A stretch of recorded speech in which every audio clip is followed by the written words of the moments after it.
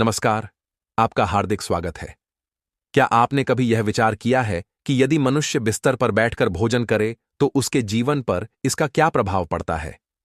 परंतु यह कोई साधारण बात नहीं है। यह एक ऐसा गूढ़ रहस्य है जिसे स्वयं धर्मराज यम ने अपने लेखाकार चित्रगुप्त को बताया था। जब आप इस रहस्य को जानेंगे तो निश्चय ही आपके शरीर में भी सिहरन दौड़ जाएगी। इसलिए आइए, बिना समय गंवाए यह समझने का प्रयास करें कि आखिर मनुष्य को बिस्तर पर बैठकर भोजन क्यों नहीं करना चाहिए। प्राचीन काल की बात है। यमलोक के दिव्य और भव्य सभागार में धर्मराज यम अपने सिंहासन पर गंभीर और तेजस्वी रूप में विराजमान थे। उनके समीप चित्रगुप्त अत्यंत विनम्र भाव से बैठे हुए थे। दोनों के बीच धर्म, कर्म और मनुष्य के आचरण से जुड़े गहन रहस्यों पर चर्चा चल रही थी। उसी समय चित्रगुप्त के मन में अनेक शंकाएं उत्पन्न हुईं। उन्होंने हाथ जोड़कर आदरपूर्वक यमराज से कहा, हे प्रभु, कृपा करके मेरी जिज्ञासाओं का समाधान कीजिए। मनुष्य को भोजन किस प्रकार करना चाहिए? भोजन करते समय कौन सी दिशा और कौन सा स्थान शुभ माना गया है? किन स्थानों पर बैठकर भोजन करना वर्जित है? भोजन करने से पहले और भोजन के उपरांत कौन कौन से नियमों का पालन आवश्यक है? किन व्यक्तियों के घर का अन्न ग्रहण नहीं करना चाहिए और किन स्थानों पर भोजन करने से मनुष्य की आयु क्षीण हो जाती है? चित्रगुप्त के इन गहन और रहस्यपूर्ण प्रश्नों को सुनकर यमराज के मुख पर हल्की मुस्कान आ गई। उन्होंने गंभीर किंतु करुण स्वर में उत्तर दिया, हे चित्रगुप्त, तुम्हारा यह प्रश्न अत्यंत उचित और समयोचित है। वास्तव में मनुष्य का संपूर्ण जीवन उसके आचार, विचार और दिनचर्या से ही निर्मित होता है। जैसा उसका आचरण होता है वैसा ही फल उसे भोगना पड़ता है। जो मनुष्य शुद्ध आचरण और संयमित जीवन अपनाता है उसे सुख, शांति और दीर्घायु की प्राप्ति होती है। किंतु जो व्यक्ति गलत आदतों और अनुचित व्यवहार को अपनाता है उसे दुहक, रोग और कभी-कभी अकाल मृत्यु तक का सामना करना पड़ता है। यमराज ने आगे कहा, भोजन करते समय शास्त्रों द्वारा बताए गए नियमों का पालन करना अत्यंत आवश्यक है। जो मनुष्य विधिपूर्वक, मर्यादा में रहकर और नियमों का सम्मान करते हुए भोजन करता है वह न केवल दीर्घायु होता है बल्कि उसके शरीर में रोग और व्याधियां भी प्रवेश नहीं कर पाती। ऐसे व्यक्ति के अंतःकरण में पाप का वास नहीं होता और वह सदैव ईश्वर की कृपा का पात्र बना रहता है। इसी कारण हमारे शास्त्रों में भोजन करते समय दिशा, स्थान, समय और अवस्था का विशेष ध्यान रखने की शिक्षा दी गई है। यह सब सुनकर चित्रगुप्त और भी अधिक जिज्ञासु हो उठे। उन्होंने फिर से विनम्र स्वर में कहा, हे प्रभु, आपकी कृपा से मुझे कुछ ज्ञान प्राप्त हुआ, किंतु मैं आपसे निवेदन करता हूं कि इन सभी रहस्यों को विस्तार से समझाइए। भोजन से संबंधित सभी नियमों और उनके गूढ़ अर्थों को मुझे स्पष्ट रूप से बताइए ताकि मैं मनुष्यों के कर्मों का सही मूल्यांकन कर सकूं। तब यमराज का स्वर और भी गंभीर हो गया। उन्होंने कहा, हे चित्रगुप्त, तुम्हारे प्रश्नों का उत्तर मैं सीधे शब्दों में नहीं दूंगा। इससे पहले मैं तुम्हें एक अत्यंत प्राचीन और रहस्यपूर्ण कथा सुनाऊंगा। इस कथा के भीतर वे सभी नियम और रहस्य छिपे हैं जिनके बारे में तुम जानना चाहते हो। यह कथा न केवल ज्ञानवर्धक है बल्कि मानव जीवन के लिए अत्यंत कल्याणकारी भी है। जो भी व्यक्ति श्रद्धा और विश्वास के साथ इस कथा का श्रवण करेगा और इसे दूसरों तक पहुंचाएगा, उसके 32 प्रकार के पापों को मैं स्वयं क्षमा कर दूंगा। यही वह कथा है जिसमें यह बताया गया है कि मनुष्य को बिस्तर पर बैठकर भोजन क्यों नहीं करना चाहिए और भोजन से जुड़े नियमों की अवहेलना करने पर उसे किन परिणामों का सामना करना पड़ता है। यमराज की गंभीर और दिव्य वाणी को सुनते ही चित्रगुप्त का अंतःकरण हर्ष और आनंद से भर गया। उन्होंने अत्यंत श्रद्धा के साथ दोनों हाथ जोड़कर कहा, हे धर्मराज, आपके श्रीमुख से इस महान और रहस्यमयी कथा का श्रवण करना मेरे लिए परम सौभाग्य की बात है। मैं पूर्ण एकाग्रता और श्रद्धा के साथ इस कथा को अवश्य सुनूंगा। तत्पश्चात यमराज ने शांत और गंभीर स्वर में उस प्राचीन कथा का वर्णन आरंभ किया। प्रिय श्रोताओं, आप भी इस कथा को पूरे मन और श्रद्धा भाव से सुनिए, क्योंकि यह कथा अत्यंत पवित्र, ज्ञानवर्धक और मानव जीवन को सही मार्ग दिखाने वाली है। बहुत प्राचीन समय की बात है। मगध देश के विजय नामक एक समृद्ध राज्य में चंद्रकेतु नाम के एक प्रतापी, न्यायप्रिय और धर्मनिष्ठ सम्राट राज्य किया करते थे। उनका राज्य प्राकृतिक संपदाओं से परिपूर्ण था। वहां की भूमि उपजाऊ थी, नदियां निर्मल जल से प्रवाहित होती थीं और वन उपवन हरियाली से आच्छादित थे। उस राज्य की प्रजा सुखी, संतुष्ट और निश्चिंत होकर अपना जीवन व्यतीत कर रही थी। सम्राट चंद्रकेतु स्वयं अत्यंत गुणवान, विवेकशील और करुणा से परिपूर्ण हृदय वाले शासक थे। वे सदैव प्रजा के हित को सर्वोपरि मानते और उनके कल्याण के लिए निरंतर प्रयास करते रहते थे। यज्ञ, दान, तप और लोक कल्याण के कार्यों में उनकी विशेष रुचि थी। उनके न्याय और धर्मप्रिय आचरण के कारण प्रजाजन उन्हें राजा नहीं बल्कि पिता के समान मानते थे और उनके प्रति अपार श्रद्धा और प्रेम रखते थे।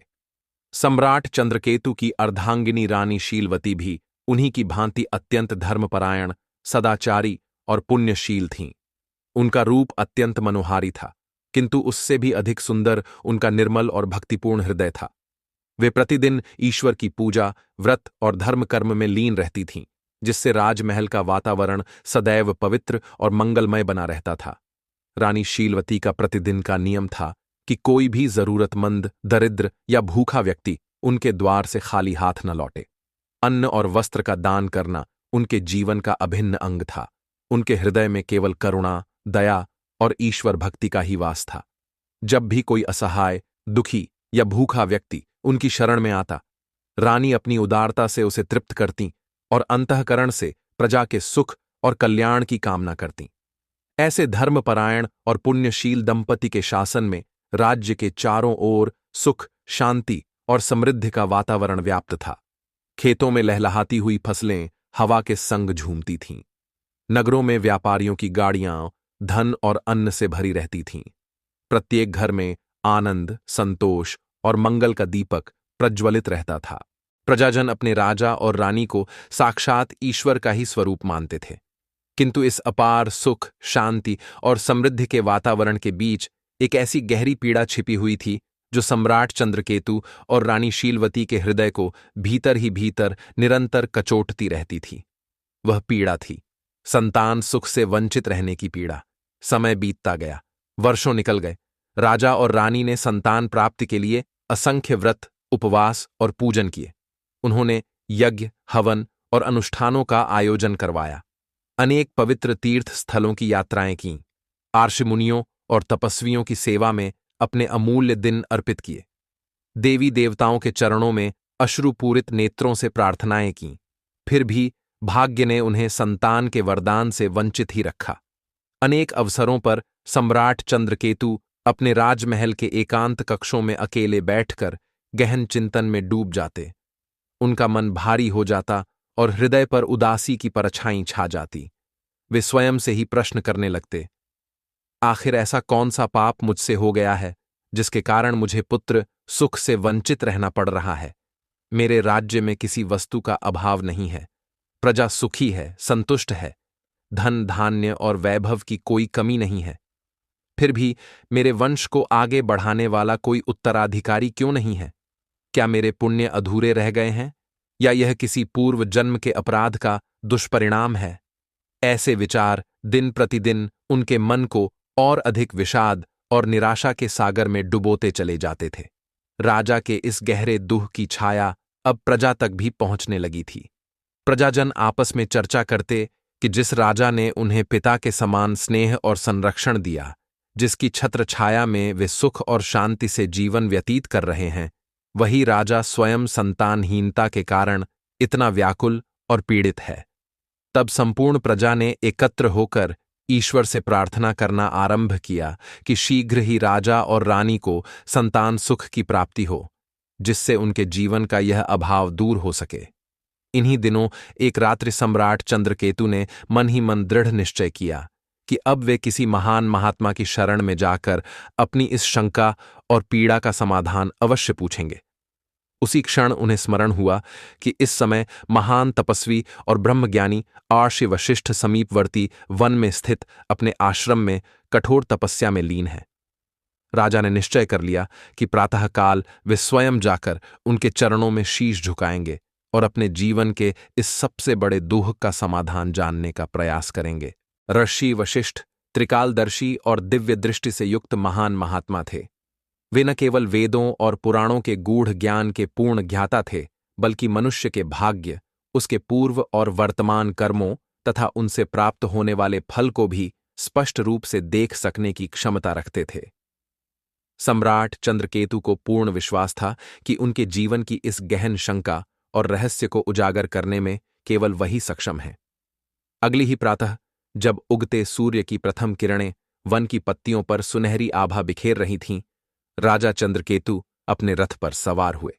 उनके साथ कुछ विश्वस्त और निष्ठावान सहयोगी भी थे। वे शांत मन और आशा से भरे हृदय के साथ आर्षि वशिष्ठ के आश्रम की ओर प्रस्थान कर गए। कुछ ही समय में वे उस घने और हरे भरे वन में पहुंच गए जहां आर्षि वशिष्ठ का आश्रम स्थित था। वहां का वातावरण अद्भुत शांति और दिव्यता से परिपूर्ण था। चारों ओर पक्षियों का मधुर कलरव गूंज रहा था। मंद मंद बहती हुई पवन मानो तपस्या और साधना का संदेश दे रही हो। उस पवित्र परिवेश में प्रवेश करते ही राजा के मन को एक अलौकिक शांति का अनुभव हुआ। जैसे ही राजा अपने रथ से नीचे उतरे, उन्हें यह देखकर अत्यंत आश्चर्य हुआ कि स्वयं आर्षि वशिष्ठ आश्रम के द्वार पर खड़े होकर उनकी प्रतीक्षा कर रहे थे। ऐसा प्रतीत हो रहा था मानो उन्हें पहले से ही राजा के आगमन का ज्ञान हो। मुनि के मुखमंडल पर तेज और करुणा की ऐसी सम्मिलित छटा थी कि उसकी ज्योति से राजा का व्याकुल और उदास मन कुछ ही क्षणों में शांत होने लगा। आर्षि वशिष्ठ ने मधुर मुस्कान के साथ राजा का स्वागत किया और स्नेहपूर्ण स्वर में बोले, आओ राजन, हमारे आश्रम में तुम्हारा स्वागत है। बताओ, आज यहां आने का क्या कारण है? सब कुशल तो है ना? कहीं ऐसा तो नहीं कि राज्य के कार्यों से ऊबकर तुमने संन्यास लेने का विचार कर लिया हो? इतना कहकर मुनि ने हल्की मुस्कान बिखेरी और फिर गंभीर होकर राजा की ओर देखने लगे। सम्राट चंद्रकेतु ने तुरंत दोनों हाथ जोड़ लिए और अत्यंत विनम्रता के साथ बोले, हे मुनिवर, राज्य के कार्य सुचारू रूप से चल रहे हैं और संन्यास का कोई विचार अभी मन में नहीं है, किंतु मेरे हृदय पर एक ऐसा भारी बोझ है जिसके कारण मैं दिन रात व्याकुल रहता हूं। मैंने यही सोचा कि यदि इस गूढ़ रहस्य को कोई समझ सकता है और उसका समाधान कर सकता है तो वह केवल आप ही हैं। आप जगत के गूढ़ रहस्यों को जानने वाले, सत्य को प्रकट करने वाले और भविष्य का दर्शन करने वाले महात्मा हैं। यह बात सुनते ही आर्षि वशिष्ठ ने करुणा और सहानुभूति से भरे स्वर में कहा, राजन, आप जैसे प्रतापी, न्यायप्रिय और धर्मनिष्ठ सम्राट को भला किस कारण से दुखी होना चाहिए? आपकी प्रजा सुखी है, राज्य, धन, धान्य और समृद्धि से परिपूर्ण है। फिर भी यदि आपके मन में कोई शंका, पीड़ा या कष्ट छिपा हुआ है तो उसे निसंकोच प्रकट कीजिए। मैं अपनी संपूर्ण सामर्थ्य से आपकी सहायता करने का प्रयास अवश्य करूंगा। तब सम्राट चंद्रकेतु ने गहरी सांस ली और अपने हृदय में वर्षों से दबे हुए दुख का भार शब्दों में उड़ेल दिया। उनकी आंखों में नमी छलक आई और स्वर भर्राने लगा। उन्होंने कहा, हे मुनिवर, मेरे जीवन में केवल एक ही अभाव है जो मुझे भीतर से तोड़ देता है। मुझे आज तक संतान सुख की प्राप्ति नहीं हुई। न मेरे कोई पुत्र है न पुत्री। मैंने असंख्य यज्ञ और अनुष्ठान करवाए, व्रत और उपवास किए, पवित्र तीर्थों की यात्राएं कीं, ब्राह्मणों और साधुओं को दान दिया और हर वह उपाय किया जो शास्त्रों में बताया गया है। फिर भी भाग्य ने मुझे संतान सुख से वंचित ही रखा। यही पीड़ा मेरे जीवन का सबसे बड़ा दुख बन गई है। राजा चंद्रकेतु का हृदय अब पूरी तरह व्याकुलता से भर चुका था। आंखों में आंसू तैरते हुए और कंपाते स्वर में उन्होंने आगे कहा, हे मुनिवर, कृपा करके मुझे यह बताइए कि ऐसा कौन सा अपराध मुझसे हुआ है जिसके कारण मुझे यह कठोर दंड मिला है और मुझे संतानहीन जीवन जीना पड़ रहा है। मेरे पश्चात मेरे राज्य का उत्तराधिकारी कौन होगा? मेरा वंश आगे कैसे बढ़ेगा? मेरे मन की इस गहरी पीड़ा को दूर कीजिए और यह भी बताइए कि संतान प्राप्ति के लिए मुझे कौन सा उपाय करना चाहिए। राजा की इस मार्मिक व्यथा को सुनकर आर्षि वशिष्ठ कुछ क्षणों तक मौन धारण किए रहे। उनकी गहरी और शांत आंखें धीरे धीरे बंद हो गईं और वे समाधि में लीन होकर अपनी दिव्य दृष्टि से सम्राट चंद्रकेतु के पूर्व जन्म के कर्मों का अवलोकन करने लगे। चारों ओर का वातावरण गंभीर और स्थिर हो गया। केवल पक्षियों का मधुर कलरव और वन में बहती मंद मंद पवन ही सुनाई दे रही थी। राजा की दृष्टि पूरी आशा के साथ मुनि के मुख पर टिकी हुई थी। उनकी सांसें मानो थम सी गई थीं, जैसे समय भी उस क्षण ठहर गया हो। कुछ समय पश्चात आर्षि वशिष्ठ ने अपने नेत्र खोले। उनके मुखमंडल पर गंभीरता की छाया थी और स्वर में गहन करुणा। उन्होंने कहा, हे राजन, जो बात मैं अब कहने जा रहा हूं उसे धैर्य और संयम के साथ सुनना। तुम्हारे संतान न होने का कारण इस जन्म के कर्मों में नहीं, बल्कि तुम्हारे पूर्व जन्म में किए गए कार्यों में छिपा हुआ है। इस जन्म में तुम्हें संतानहीनता का यह दंड इसलिए भोगना पड़ रहा है क्योंकि पिछले जन्म में अनजाने में तुमसे एक अत्यंत बड़ा पाप हो गया था। राजा चंद्रकेतु का हृदय यह सुनते ही तीव्र वेग से धड़कने लगा। वे अत्यंत विस्मित होकर बोले, हे मुनिवर, आप पर मेरी पूर्ण श्रद्धा है। कृपा करके उस पाप का विस्तार पूर्वक वर्णन कीजिए। मैं यह जानना चाहता हूं कि ऐसा कौन सा अपराध था जिसके कारण मुझे इस जन्म में इतना गहन कष्ट और पीड़ा सहनी पड़ रही है। ऋषि वशिष्ठ ने एक गहरी श्वास ली और अत्यंत शांत तथा गंभीर स्वर में बोलना आरंभ किया। हे राजन, पूर्व जन्म में तुम किसी सम्राट या शासक नहीं थे। उस समय तुम एक साधारण शिकारी थे और वन में शिकार करके ही अपनी जीविका चलाया करते थे। मूल रूप से तुम्हारा हृदय क्रूर नहीं था और तुम स्वभाव से दुष्ट भी नहीं थे, किंतु शिकार के कर्म में रहते हुए कई बार अनजाने में अधर्म हो ही जाता है। एक दिन की बात है, तुम एक हिरण का पीछा करते करते घने जंगल के भीतर बहुत दूर निकल गए। अत्यधिक थकान और जल्दबाजी के कारण तुम्हें यह आभास हुआ कि वह हिरण झाड़ियों के पीछे छिपा हुआ है। बिना ठीक से देखे परखे तुमने उसी दिशा में अपना तीर चला दिया, परंतु दुर्भाग्यवश वहां कोई हिरण नहीं था। वहां तो एक पवित्र गौ माता अपने नन्हे बछड़े को प्रेमपूर्वक दूध पिला रही थी। तुम्हारा तीर सीधे उस गौ माता को जा लगा। असहनीय पीड़ा से वह कराह उठी और भूमि पर गिर पड़ी। उसका छोटा सा बछड़ा भय और आतंक से कांपने लगा और अपनी मां के चारों ओर व्याकुल होकर दौड़ने लगा। जब तुम्हें अपनी भूल का ज्ञान हुआ, तब तुम गहरे पश्चाताप से भर उठे। तुम तुरंत दौड़कर उस गौ माता के पास पहुंचे, उसकी सेवा करने लगे, उसके घाव को भरने के उपाय करने लगे और उसे बचाने का हर संभव प्रयास किया। किंतु हे राजन, उस समय विधि को कुछ और ही स्वीकार था। कुछ ही क्षणों में वह पवित्र गौ माता तड़प तड़प कर अपने प्राण त्याग बैठी। यह घटना गौ हत्या के पाप के अंतर्गत आती है, चाहे वह अनजाने में ही क्यों न हुई हो। यह अपराध इतना गंभीर था कि उसके फलस्वरूप तुम्हें इस जन्म में संतान सुख से वंचित रहना पड़ा। गौ माता को कष्ट पहुंचाना या उनकी हत्या करना शास्त्रों में महापाप माना गया है, क्योंकि गौ माता को देवतुल्य स्थान प्राप्त है। उन्हें समस्त देवताओं का निवास माना गया है। इसी कारण उस पूर्व जन्म के अपराध का दंड तुम्हें इस जन्म में संतानहीनता के रूप में भोगना पड़ रहा है। अपने पूर्व जन्म का यह रहस्य सुनते ही राजा चंद्रकेतु की आंखों से अश्रुओं की धारा बहने लगी। वे विलाप करते हुए बोले, हे मुनिवर, मेरे हृदय में गहन पश्चाताप उमड़ रहा है। अज्ञानवश मुझसे इतना बड़ा महापाप हो गया।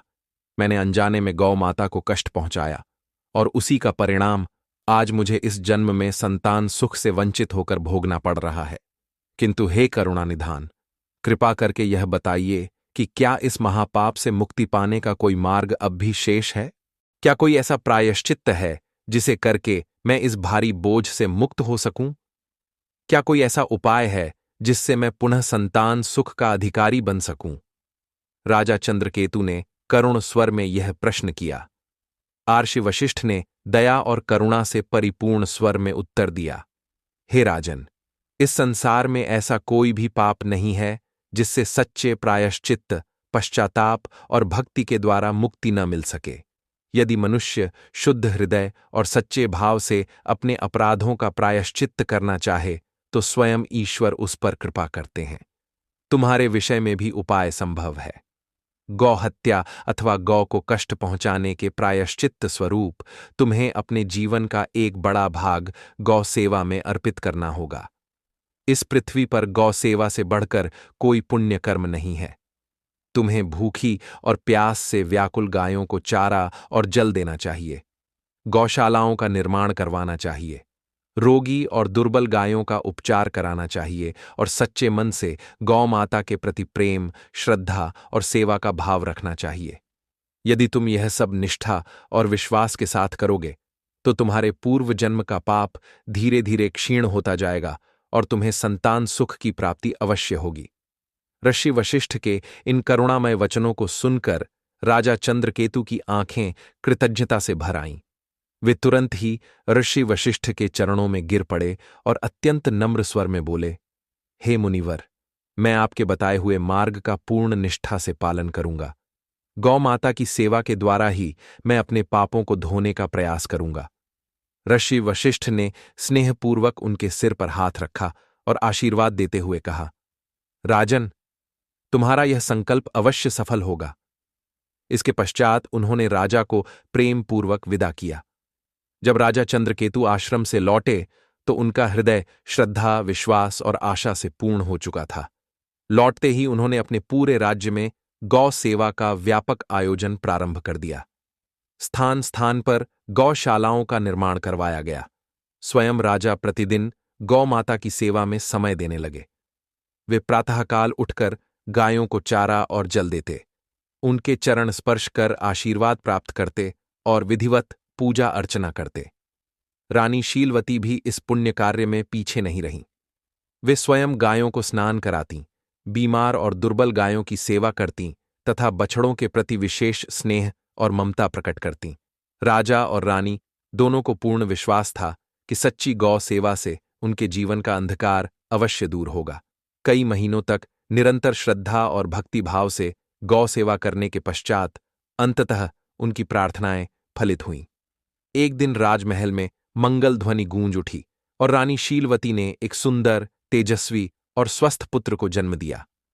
वर्षों की लंबी प्रतीक्षा के बाद संतान सुख प्राप्त होने पर राजा और रानी की प्रसन्नता की कोई सीमा न रही। समूचे राज्य में आनंद और उल्लास का वातावरण छा गया। नगरवासियों ने उत्सव मनाए, ढोल नगाड़े बजे, मंदिरों में दीप प्रज्वलित किए गए और गलियों को फूलों से सजा दिया गया। समय धीरे धीरे आगे बढ़ता गया और राजकुमार एक हृष्टपुष्ट और स्वस्थ बालक के रूप में बड़ा होने लगा। राजा और रानी ने उसका पालन पोषण अत्यंत प्रेम और स्नेह से किया। वर्षों बाद संतान प्राप्त होने के कारण वे उसकी प्रत्येक इच्छा पूरी करने में कभी संकोच नहीं करते थे। राजमहल के सेवक भी उसे अत्यधिक दुलार देते और किसी बात पर कठोर अनुशासन नहीं बरतते थे। किंतु यही अत्यधिक लाड़ प्यार धीरे धीरे राजकुमार के भीतर अनुशासनहीनता के बीज बोने लगा था। राजकुमार स्वभाव से हृदय का बुरा नहीं था, परंतु बचपन से ही उसे अपनी मनमर्जी से जीने की आदत पड़ चुकी थी। वह प्रायः प्रातःकाल देर तक शयन करता रहता और बिना स्नान किए ही रसोई से नाश्ता मंगवा लेता। कई अवसरों पर वह भोजन कक्ष तक जाने का भी कष्ट नहीं उठाता और बिस्तर पर ही भोजन करने की जिद करता। राजमहल के सेवक उसकी प्रत्येक आज्ञा को आदेश समझकर निभाते और सोने की थालियों में सुस्वादु एवं विविध व्यंजन सजाकर उसके शयन कक्ष तक पहुंचा देते। राजगुरु और राज्य के कुछ अनुभवी तथा बुजुर्ग जनों ने अनेक बार राजा और रानी को सचेत किया कि बालक को समय रहते अनुशासन में रखना आवश्यक है। उन्होंने यह भी समझाया कि स्नान करके शुद्ध स्थान पर बैठकर भोजन करना ही शास्त्रों के अनुसार उचित माना गया है। किंतु राजा और रानी अपने पुत्र के प्रति अत्यधिक मोह और वर्षों बाद प्राप्त हुए संतान सुख के कारण उसकी इन गलत आदतों को अनदेखा करते रहे।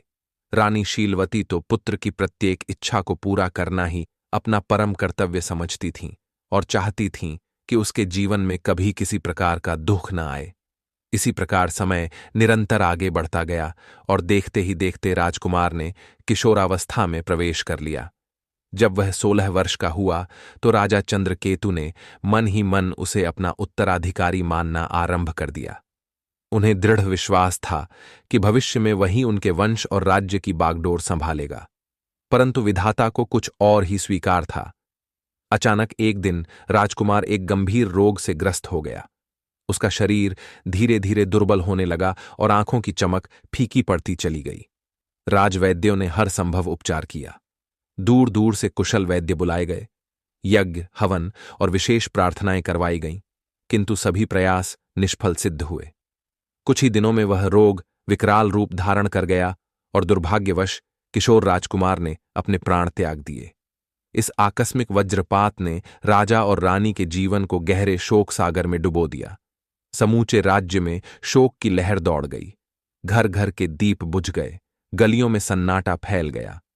प्रजाजन भी फूट फूट कर रो पड़े, क्योंकि जिस राजकुमार को वे भविष्य का सहारा मानते थे, वह इतनी अल्प आयु में इस संसार से विदा हो गया था।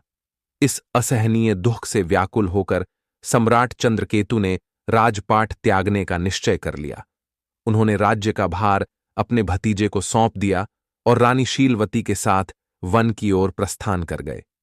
दोनों ने आर्षि वशिष्ठ के आश्रम में जाकर अपने शेष जीवन को भक्ति, तप और सेवा में अर्पित कर दिया। जब आर्षि वशिष्ठ ने राजा और रानी को इस अवस्था में अत्यंत शोकाकुल देखा, तो उनके हृदय में गहरी करुणा उमड़ पड़ी। उन्होंने स्नेहपूर्ण स्वर में कहा, हे राजन, आप इतने व्यथित क्यों हैं? आपकी आंखों में यह असह्य पीड़ा किस कारण से झलक रही है? बताइए, किसने आपके हृदय पर इतना भारी बोझ डाल दिया है? ऋषि वशिष्ठ के यह शब्द सुनते ही राजा चंद्रकेतु की आंखों से अश्रुधारा बहने लगी। उनका कंठ अवरुद्ध हो गया और वे फूट फूट कर रोते हुए बोले, हे मुनिवर, मेरे जीवन का सबसे बड़ा सहारा, मेरा पुत्र अल्पायु में ही मेरा साथ छोड़कर इस संसार से चला गया। उसकी अकाल मृत्यु ने मुझे और रानी शीलवती को भीतर तक तोड़ दिया है। हमने अपने जीवन में राजमहल में उत्सवों, हर्ष और आनंद से भरे दिनों का स्वप्न देखा था, किंतु उसके स्थान पर शोक और विषाद का घना अंधकार छा गया। अब तो यह जीवन मुझे शून्य, सूना और पूर्णतः निरर्थक प्रतीत होता है। राजा की इस करुण पुकार को सुनकर ऋषि वशिष्ठ गहरी समाधि में लीन हो गए। उन्होंने अपनी दिव्य दृष्टि से इस दुखद घटना के कारण को जानने का प्रयास किया। कुछ क्षणों तक वातावरण पूर्णतः शांत रहा। फिर आर्षि ने नेत्र खोले और गंभीर किंतु करुण स्वर में बोले, हे राजन, धैर्य धारण करो। तुम्हारे पुत्र की अल्पायु का कारण किसी अन्य का दोष नहीं है। इसका मूल कारण उसके अपने ही आचरण में छिपा हुआ था।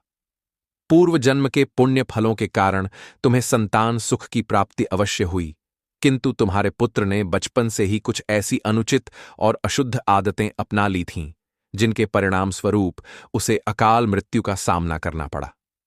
ऋषि वशिष्ठ ने आगे कहा, वह प्रतिदिन बिना स्नान किए भोजन करता था और अक्सर बिस्तर पर बैठकर ही भोजन करने की जिद करता था। हे राजन, यह आचरण शास्त्रों में स्पष्ट रूप से वर्जित बताया गया है।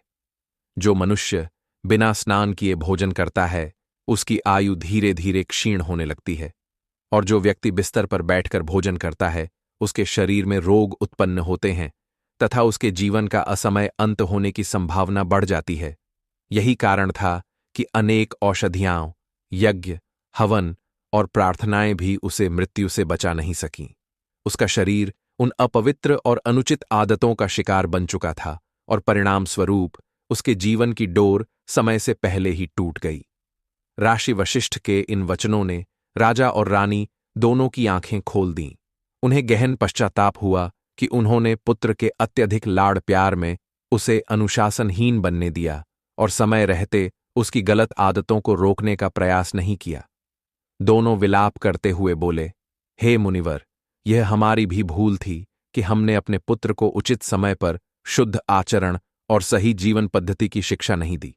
उसी क्षण राजा और रानी दोनों ने दृढ़ संकल्प लिया कि अब वे अपना शेष जीवन सांसारिक मोहमाया में नहीं बिताएंगे। सम्राट चंद्रकेतु ने राजपाट और वैभव का पूर्णतः त्याग कर उसी आश्रम में तपस्या, साधना और ईश्वर चिंतन में अपना जीवन अर्पित कर दिया। रानी शीलवती ने भी राजसी ठाठ बाट को छोड़कर सादा और संयमित जीवन अपना लिया तथा अपने पति के साथ धर्म और भक्ति के मार्ग पर चल पड़ी। इस प्रकार उन्होंने अपने गहन दुख से ऊपर उठकर धर्म, तप और भक्ति में शांति प्राप्त की।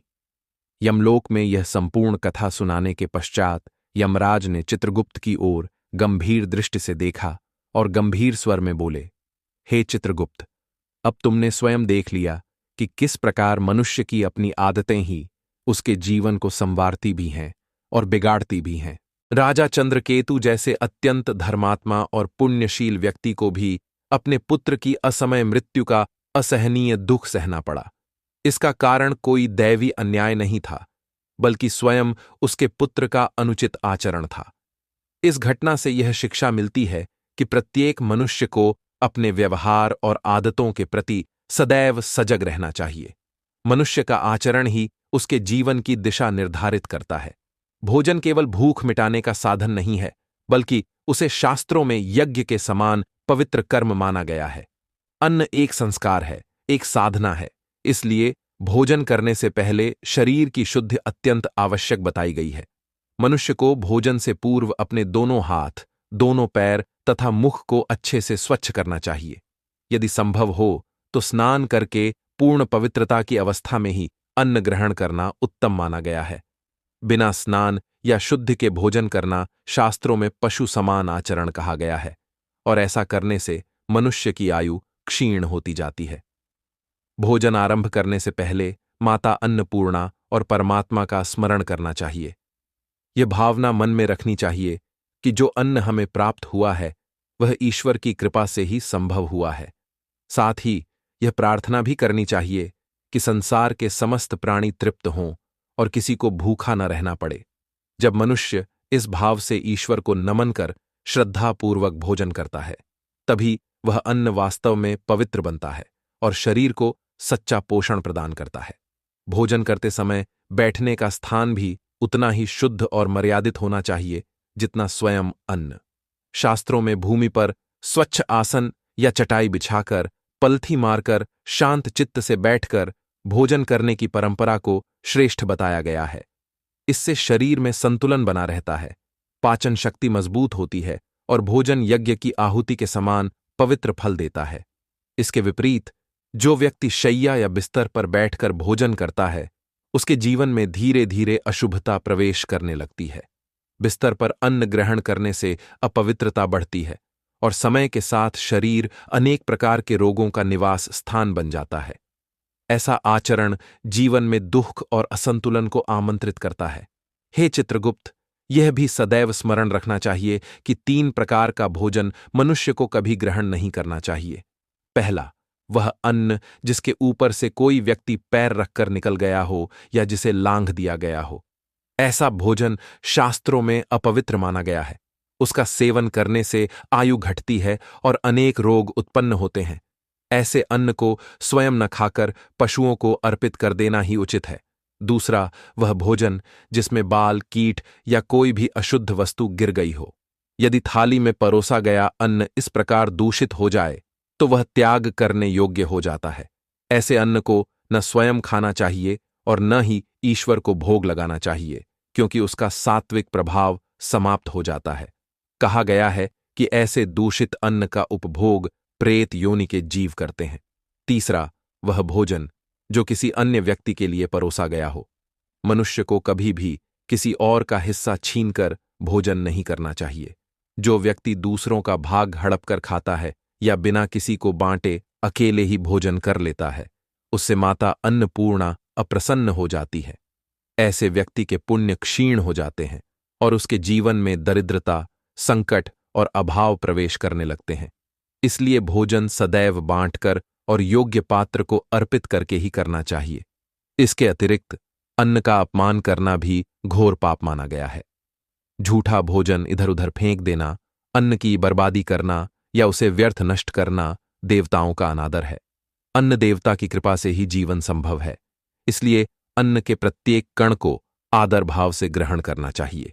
जब मनुष्य अन्न को देवता के रूप में मानकर श्रद्धा और कृतज्ञता से भोजन करता है, तो वही अन्न अमृत के समान बनकर उसे स्वास्थ्य और दीर्घायु प्रदान करता है। जो व्यक्ति इन नियमों का पालन करता है वह रोगों से मुक्त रहता है, उसके जीवन में सुख समृद्धि बनी रहती है और उसे अकाल मृत्यु का भय नहीं सताता। वास्तव में मनुष्य के आचार और विचार ही उसके भाग्य का निर्माण करते हैं। सद्कर्म और सही आदतें जीवन को सुखद और संतुलित बनाती हैं, जबकि गलत आदतें जीवन को दुखमय और अल्पायु बना देती हैं। इसलिए प्रत्येक व्यक्ति को चाहिए कि वह अपने दैनिक जीवन में शुद्धता, मर्यादा और शास्त्रों द्वारा बताए गए आचरण का पालन करे। इस प्रकार धर्मराज यम ने चित्रगुप्त को मनुष्य के आचार विचार और उसकी अच्छी बुरी आदतों के विषय में अत्यंत महत्वपूर्ण ज्ञान प्रदान किया। इस कथा से हमें यह बोध होता है कि बिना शुद्धि के भोजन करना और बिस्तर पर बैठकर अन्न ग्रहण करना क्यों त्याज्य है। हमें सदैव शास्त्रीय मर्यादाओं का पालन करते हुए भोजन को प्रसाद मानकर ग्रहण करना चाहिए, ताकि हमारे जीवन में स्वास्थ्य, सुख और शांति बनी रहे। मित्रों, धर्मराज यम द्वारा बताए गए ये रहस्य प्रत्येक मनुष्य के लिए अत्यंत शिक्षाप्रद हैं।